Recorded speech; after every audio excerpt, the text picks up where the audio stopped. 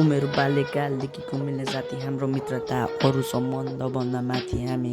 जान्थ्यौँ राति राति भागी भागी घरमा आमा बुबालाई लाठी मारेर मर्न तयार एकअर्काको लागि सधैँ सँगै बस्थ्यौँ। स्कुल पढ्दा हामी दुबई नजानी यदि एउटा बिरामी जे पनि बाँडे हाम्रो राम्रो थियो बानी।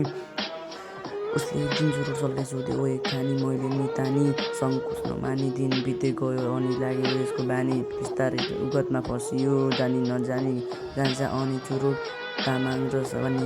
यो पछि त्यो पछि त्यो दामी ज्याप नभई दिन पनि राम्ररी नलाग्ने त्यसपछि फेरि कहिले उस्तै रहेन पामी सम्झना यो मनमा छ साथ छोड्ने छैन भन्थ्यौ कहिले तर साथी निकै एक्लो छु अहिले